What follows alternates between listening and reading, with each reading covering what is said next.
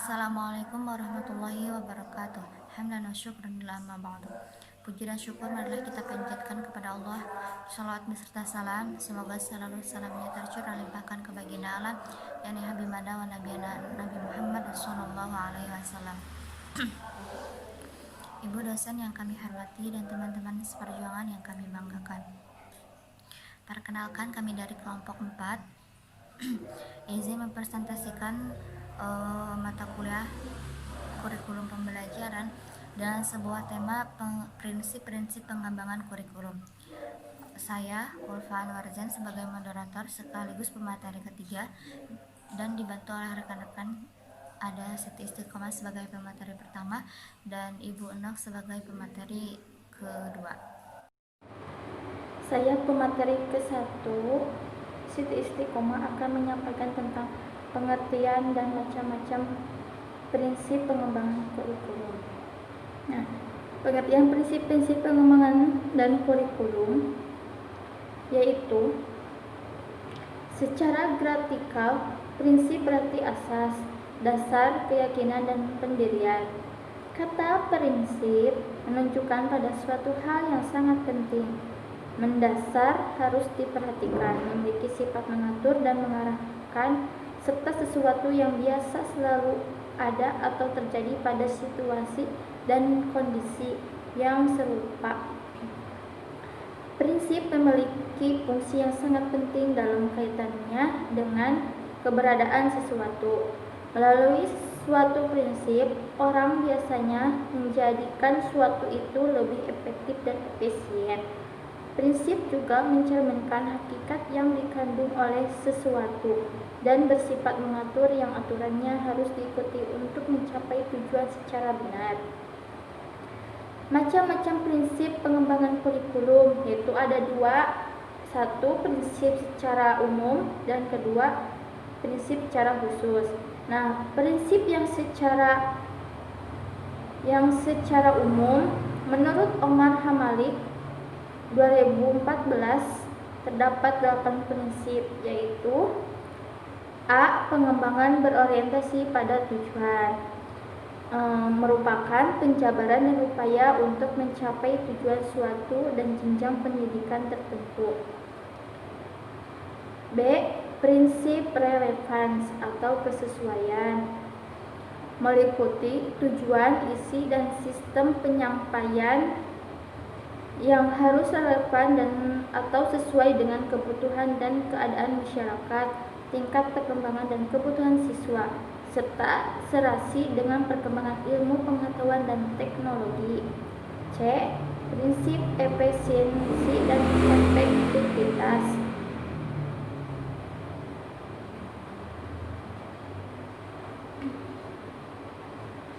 D.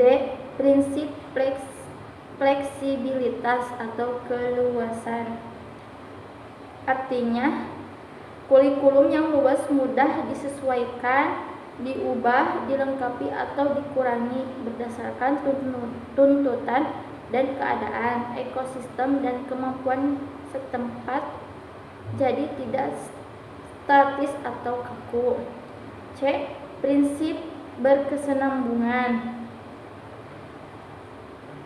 artinya bagian-bagian aspek-aspek materi dan bahan kajian disusun secara berurutan, tidak terlepas, melainkan satu sama lain memiliki hubungan fungsional yang bermakna atau sesuai dengan jenjang pendidikan, struktur dalam satuan pendidikan, tingkat perkembangan siswa. F. Prinsip keseimbangan, artinya penyusunan kurikulum memperhatikan keseimbangan secara proporsional atau fungsional antara berbagai program dan subprogram, antar semua mata ajaran, dan antara aspek-aspek perilaku yang ingin dikembangkan. G. Prinsip keterpaduan, artinya kurikulum dirancang dan dilaksanakan berdasarkan prinsip keterpaduan. Perencanaan terpadu bertitik tolak dari masalah atau topik dan konsistensi antara unsur-unsurnya. H. Prinsip mutu. Artinya pendidikan harus bermutu, yang berarti pelaksanaan pembelajaran yang bermutu. Sedangkan mutu pendidikan berorientasi pada hasil pendidikan yang berkualitas. Jadi pendidikan yang bermutu ditentukan oleh derajat mutu guru, kegiatan belajar mengajar, peralatan atau media yang bermutu. Hasil pendidikan yang bermutu diukur berdasarkan kriteria tujuan pendidikan nasional yang diharapkan. 2. Prinsip khusus. Secara khusus, pengembangan kurikulum juga harus didasarkan pada prinsip-prinsip pengembangan anak usia dini, yaitu 1. Proses kegiatan belajar anak pada usia dini harus dilaksanakan berdasarkan prinsip belajar mulai bermain. Kedua, proses kegiatan belajar anak usia dini harus dilaksanakan dalam lingkungan yang kondusif dan inovatif, baik di dalam ruangan maupun di luar ruangan. Ketiga, proses kegiatan belajar anak usia dini dilaksanakan dengan pendekatan tematik dan terpadu. Keempat, proses kegiatan belajar anak usia dini harus diarahkan pada pengembangan potensi kecerdasan secara menyeluruh dan terpadu. Saja. Tipe-tipe prinsip pengembangan kurikulum. Tipe-tipe prinsip pengembangan kurikulum merupakan tingkat ketepatan atau validity dan ketetapan atau reliability prinsip yang digunakan.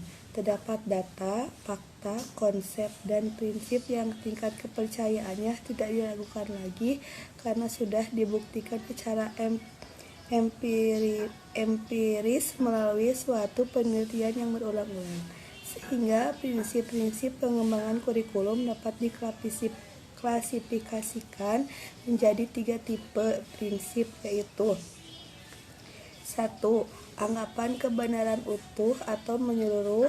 Anggapan kebenaran utuh adalah fakta, konsep, dan prinsip yang diperoleh setelah diuji dalam penelitian yang berulang-ulang, bisa dibuat generalisasi dan diberlakukan di tempat yang berbeda.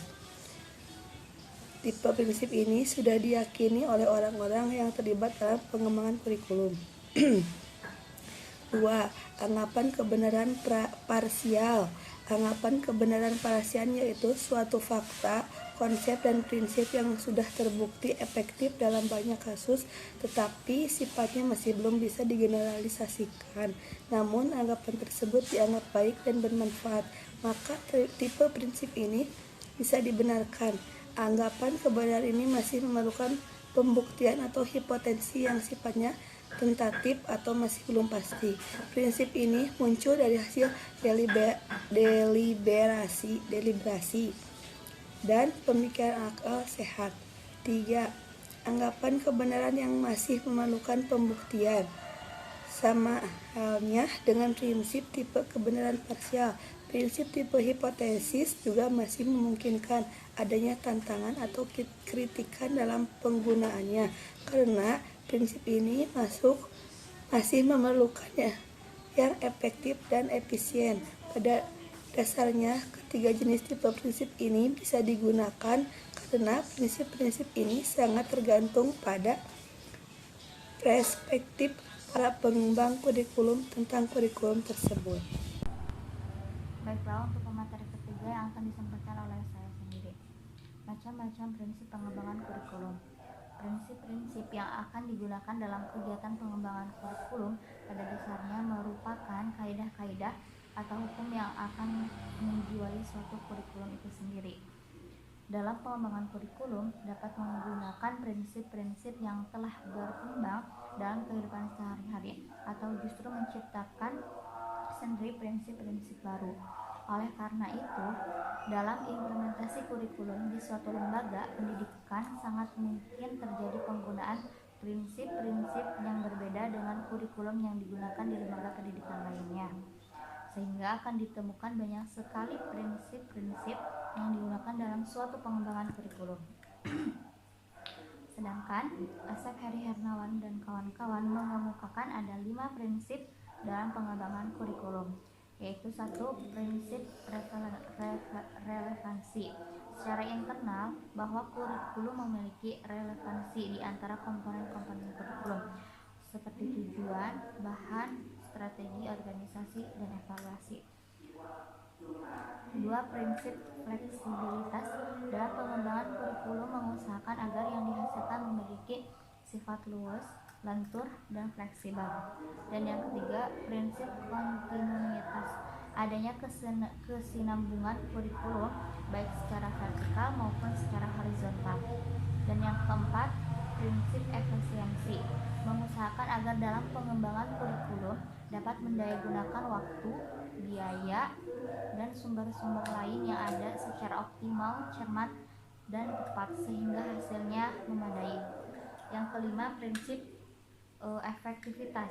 Mengusahakan agar kegiatan pengembangan kurikulum mencapai tujuan tanpa kegiatan yang mubazir, baik secara kualitas maupun kuantitas. Jadi kesimpulannya, prinsip pengembangan kurikulum adalah suatu dasar yang mengatur sebuah proses pembelajaran yang dapat memberikan kondisi belajar yang lebih efektif dan efisien. Prinsip pengembangan kurikulum mengandung pengertian tentang berbagai hal yang harus dijadikan sebagai pedoman dalam menentukan berbagai hal yang terkait dengan pengembangan kurikulum itu sendiri. Adapun tipe-tipe prinsip kurikulum dapat dipandang sebagai kebenaran utuh, kebenaran parsial, atau hipotesis. Dan prinsip-prinsip pengembangan kurikulum dibagi menjadi dua bagian, yaitu prinsip umum dan prinsip khusus. Prinsip umum terdiri atas prinsip relevansi, fleksibilitas, kontinuitas, praktis, dan efektivitas. Sedangkan prinsip khusus dengan tujuan pendidikan, pemilihan isi pendidikan, pemilihan proses belajar mengajar, pemilihan media dan alat pengajaran, serta pemilihan kegiatan penilaian. Cukup sekian dari kami. Wassalamualaikum warahmatullahi wabarakatuh.